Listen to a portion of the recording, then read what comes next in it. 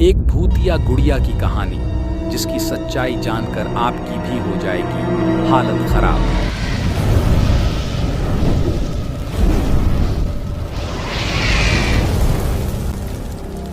दोस्तों, आपको वह सच्ची कहानी नहीं पता जो हम आपको आज बताने जा रहे हैं। ये एक भूतिया गुड़िया की असली कहानी है।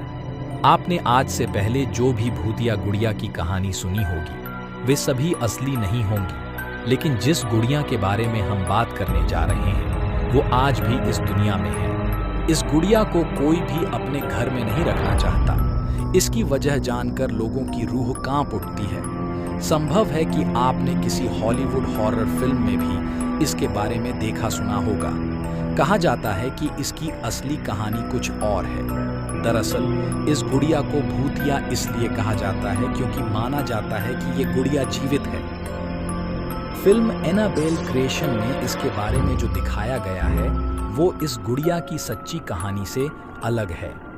अमेरिकन लेखक जॉनी ग्रुएल ने सबसे पहले अपनी एक रचना में इसका जिक्र किया था, लेकिन सच ये है कि बेहद रहस्यमयी ढंग से ये डॉल उनकी जिंदगी में आई थी। इसके बारे में जानकर आपको बेहद ताज्जुब होगा। दरअसल बात उस वक्त की है जब लेखक जॉनी ग्रुएल बच्चों के लिए एक किताब की श्रृंखला की रचना करने जा रहे थे।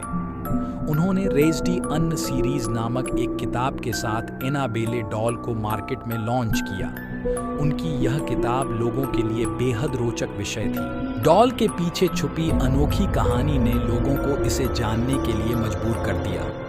बात उस वक्त की है जब जॉनी ग्रुएल को अपनी घर के बैकयार्ड में यह डॉल मिली थी।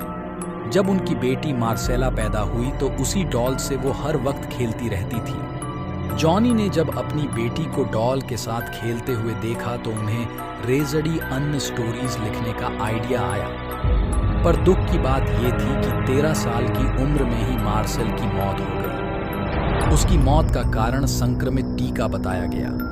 मार्सेला की मौत के बाद जब रेज्ड एन स्टोरीज को मार्केट में लाया गया तब उस डॉल का मॉडल भी बुक के कवर पेज पर छापा गया। ये मार्सेला को श्रद्धांजलि देने के कारण ही लॉन्च किया गया था। पर हैरानी की बात ये थी कि मार्सेला की मौत के बाद असली एनाबेले डॉल जिससे मार्सेला खेला करती थी वो अचानक घर से कहीं गायब हो गई। जिस रहस्यमयी ढंग से ये डॉल उस घर में आई थी ठीक वैसे ही वो वहां से लापता हो गई। किसी को नहीं पता था कि वह गुड़िया कहाँ गई।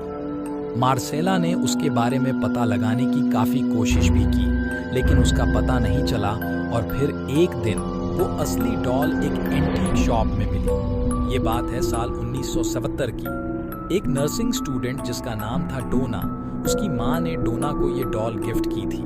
लेकिन डोना ने डॉल को पाने के बाद से ही उसमें कुछ अजीब चीजें नोटिस की। डोना ने देखा कि डॉल अपने आप ही पोजीशन चेंज कर रही थी। कभी कभी डोना डॉल को एक रूम में रख के कहीं बाहर जाती थी, तो वापस लौटने पर वह डॉल उसे वहां नहीं मिलती थी।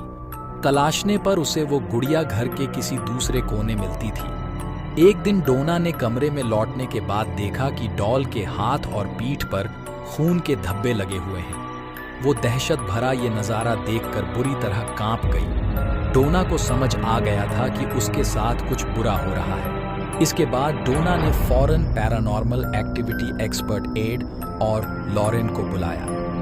एड और लॉरेन ने जब पता चल गया कि यह डॉल भूतिया है तब डोना और ज्यादा डर गई। उसने उस गुड़िया को वहां से ले जाने के लिए कहा।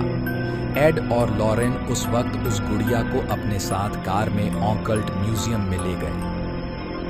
लेकिन कार से जाते वक्त ही डॉल ने कुछ ऐसी हरकत शुरू कर दी जिसका अंदाजा उन दोनों को नहीं था। दरअसल गुड़िया ने अपनी पूरी ताकत से उन्हें रोकने की कोशिश की। गुड़िया ने बार बार डॉल कार का स्टीयरिंग घुमाने की कोशिश की, मानो कि वो उन्हें कहीं और ले जाना चाहती है। बड़ी मुश्किल से एड और लॉरेन अपनी मंजिल तक पहुंचते हैं। एड और लॉरेन उस शापित भूतिया डॉल को अपने म्यूजियम में मंत्र से एक कांच के बक्से में बंद करके रख देते हैं। माना जाता है कि आज भी उसकी भूतिया ताकत एक्टिव है। इसी कारण से उसके पास किसी को जाने नहीं दिया जाता। इस स्टोरी को आप पूरा देखना चाहते हो तो कमेंट करो। एंड स्टोरी को लाइक एंड चैनल को सब्सक्राइब करके